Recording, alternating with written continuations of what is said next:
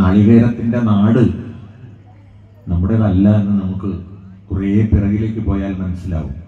തേങ്ങയും ഇവിടത്തേക്ക് വന്നതാണ്. കടൽ കടന്ന് ഇവിടെ വന്ന ഒന്നാണ് തെങ്ങും തേങ്ങയും ഒക്കെ എന്ന് ചരിത്രം പഠിച്ചാൽ നമുക്ക് ബോധ്യപ്പെടും. എല്ലാം പറഞ്ഞു തീർന്നപ്പോഴാണ് ഒരു കുട്ടി എഴുന്നേറ്റ് നിന്ന് എന്നോട് ചോദിച്ചത്, മാഷെ ശരിക്കും തേങ്ങ നമ്മുടെ നാട്ടുകാരനല്ലേ എന്ന്.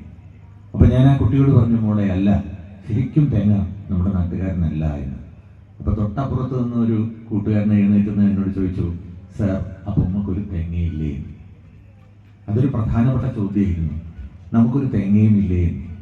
ഞാൻ അവനോട് പറഞ്ഞു, മോനെ നമുക്ക് മാത്രമായി ഒരു തേങ്ങയും ഇല്ല. ഈ ലോകത്ത് നമുക്ക് മാത്രമായി ഒരു തേങ്ങയും ഇല്ല എന്ന് അത് നമ്മൾ തിരിച്ചറിയുമ്പോഴാണ് നമ്മുടെ സാംസ്കാരിക പ്രവർത്തനത്തിന്റെ വൈവിധ്യങ്ങളെ കൂടുതൽ അടുത്തറിയാൻ നമുക്ക് സാധിക്കുന്നത്. ലോകത്ത് ഒറ്റയ്ക്ക് ഒരു മതക്കാരനോ ഒരു രാഷ്ട്രീയക്കാരനോ ഒരാൾക്കും ഒന്നും ചെയ്യാൻ കഴിയുകയില്ല. എല്ലാവരും ചേർന്ന് നിൽക്കുമ്പോൾ മാത്രമാണ് ഈ നാട് വ്യത്യസ്തമായി വളരുകയുള്ളൂ. വൈവിധ്യങ്ങളെ അംഗീകരിച്ചാൽ മാത്രമേ നാടിന് മുന്നേറാൻ കഴിയുകയുള്ളൂ. ഈ എൻ്റെ മുന്നിലിരിക്കുന്ന ഒരാൾക്ക് പോലും ഒരേ ഫിംഗർ പ്രിന്റ് ഇല്ല എന്നെനിക്ക് ഉറപ്പാണ്. എന്നാൽ ഈ നിരപ്പം മൈതാനത്തെ കസേരയിൽ ഇരിക്കുന്നവരും വേദിയിലിരിക്കുന്നവർക്കുമിടയിൽ ഒരേ രക്തഗ്രൂപ്പിൽപ്പെട്ട അനേകം പേരുണ്ട് എന്നെനിക്കറിയാം. പക്ഷെ ഒരേ ഫിംഗർ പ്രിന്റ് ഉള്ള ഒരാൾ പോലും എൻ്റെ സദസ്സിലില്ല. ഈ പേരാമ്പ്ര നിയമസഭാ മണ്ഡലത്തിലില്ല.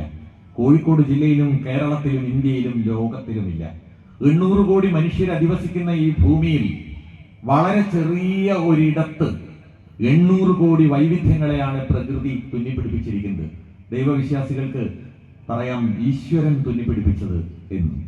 അപ്പോൾ ഇത്രയും വൈവിധ്യങ്ങളെ കുഞ്ഞിടങ്ങളിൽ തുന്നിപ്പിടിപ്പിച്ച ഈ പ്രകൃതി എന്നോടും നിങ്ങളോടും പറഞ്ഞു തരുന്നത്, ദൈവവിശ്വാസികളോട് പറഞ്ഞു കൊടുക്കുന്നത്, രാഷ്ട്രീയ സാംസ്കാരിക പ്രവർത്തകരോട് പറഞ്ഞു കൊടുക്കുന്നത്, ലോകം വൈവിധ്യങ്ങളെയാണ് ഉൾക്കൊള്ളുന്നത്, അല്ലെങ്കിൽ വൈവിധ്യങ്ങളിലാണ് ഈ ലോകം നിലനിൽക്കുന്നത് എന്നാണ് അത് നമ്മളെ പഠിപ്പിച്ചു തന്നത്.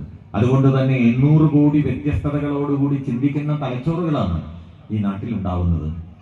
എൻ്റെ മുഖത്ത് ഇപ്പോൾ നിങ്ങൾ കാണുന്നത് ഈ വെളിച്ചത്തിലാണ്. ഈ വെളിച്ചം ഈ നാട്ടിൽ ഉണ്ടായതല്ല. ഈ ബൾബ് ഇത് അമേരിക്കയിൽ ഉണ്ടായ ഒന്നാണ് എന്ന് നമുക്കറിയാം. ഞാനിപ്പോൾ സംസാരിച്ചു കൊണ്ടിരിക്കുന്ന ഈ ഉച്ചഭാഷണിയും നമ്മുടെ നാട്ടിൽ ഉണ്ടായതല്ല. ഇത് കടൽ കടന്ന് ഇവിടെ വന്നതാണ്.